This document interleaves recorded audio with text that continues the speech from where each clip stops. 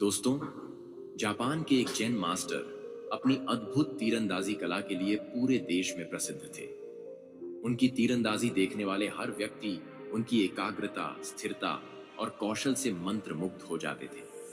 उनकी ख्याति इतनी अधिक बढ़ चुकी थी कि विदेशों में भी उनके नाम की चर्चा होने लगी। एक बार जर्मनी के एक प्रोफेसर, जो ध्यान और ध्यान केंद्रित कला में रुचि रखते थे, मास्टर की इस अद्वितीय तीरंदाजी कला से प्रभावित हुए और उन्होंने तीरंदाजी सीखने के लिए जापान की यात्रा की और मास्टर के आश्रम में पहुंच गए।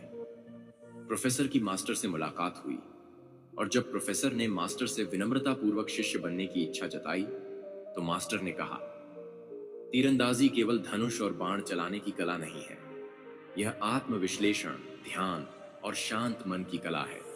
यह हर किसी के बस की बात नहीं। मास्टर ने प्रोफेसर को शिष्य बनाने से मना कर दिया, लेकिन प्रोफेसर ने हार नहीं मानी। उन्होंने आश्रम के बाहर ही अपना डेरा डाल लिया और हर दिन आश्रम के कार्यों में मदद करने लगे। उनके समर्पण को देखकर मास्टर अंत में सहमत हो गए और उन्हें शिष्य बना लिया। मास्टर ने चेतावनी दी और कहा, यह यात्रा आसान नहीं होगी। तुम्हें केवल तीर चलाना ही नहीं सीखना है, बल्कि अपने मन को साधना होगा। प्रोफेसर को उम्मीद थी कि कुछ ही दिनों में वह तीरंदाजी में माहिर हो जाएंगे, लेकिन हकीकत इसके बिल्कुल विपरीत थी। मास्टर ने पहले 4 साल तक उन्हें केवल खड़े होने, धनुष पकड़ने और सांस लेने की सही तकनीक सिखाई। इस दौरान उन्होंने एक भी तीर चलाने की अनुमति नहीं दी। प्रोफेसर धीरे धीरे अधीर हो गए और उन्हें यह लगने लगा कि यहां आना बेकार है, यह समय की बर्बादी है।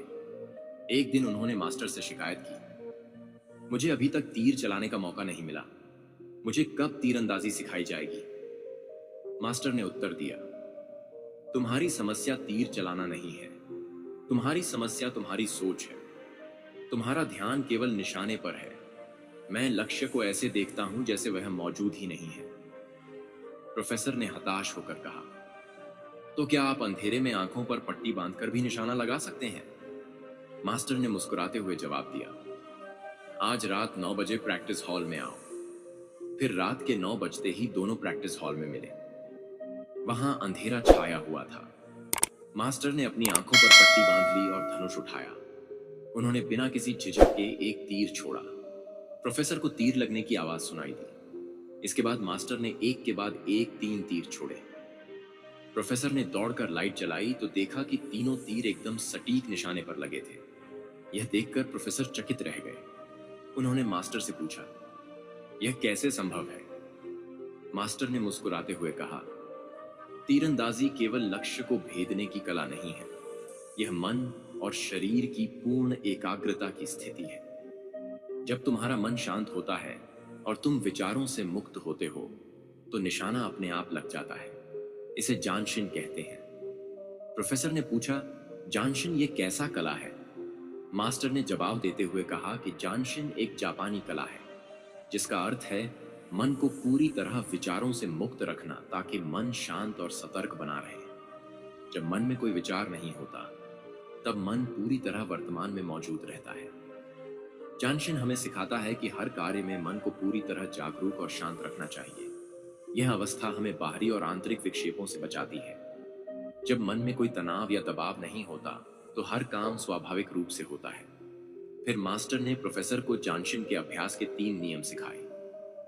पहला, काम शुरू करने से पहले रुकें। कोई भी काम शुरू करने से पहले 30 सेकंड तक अपनी सांसों और शरीर पर ध्यान दें। यह मन को शांत करने और ध्यान केंद्रित करने की क्षमता को बढ़ाता है। दूसरा, ध्यान को विभाजित करें। काम करते समय कुछ ध्यान काम पर और कुछ अपनी सांसों पर रखें। यह ध्यान को वर्तमान में बनाए रखता है और मन को भटकने से रोकता है।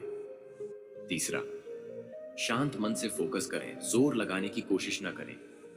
जब आप बिना प्रयास के काम करते हैं तो वह स्वाभाविक रूप से होता है। इससे कठिन काम भी आसान लगने लगता है। दोस्तों, जानशिन का अभ्यास कैसे करें? जानशिन के अभ्यास से धीरे धीरे कठिन से कठिन काम भी सहज लगने लगता है। उदाहरण के लिए, पढ़ाई शुरू करने से पहले 30 सेकंड तक अपनी सांसों पर ध्यान दें। पढ़ते समय केवल उस पंक्ति पर ध्यान दें जो आप पढ़ रहे हैं। इससे दिमाग भटकना बंद हो जाता है और पढ़ाई में मन लगने लगता है। इस कला का अभ्यास हमें यह सिखाता है कि हर कार्य में मन को वर्तमान में पूरी तरह उपस्थित रहना चाहिए।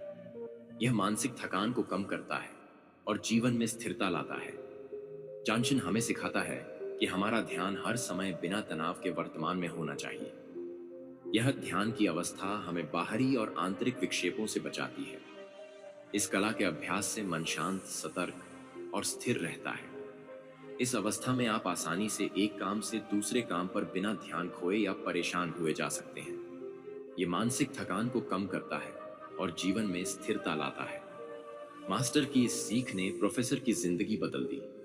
उसने समझा कि तीरंदाजी या कोई भी कला केवल तकनीक की बात नहीं है, बल्कि यह मन और आत्मा की गहराई से जुड़ी होती है।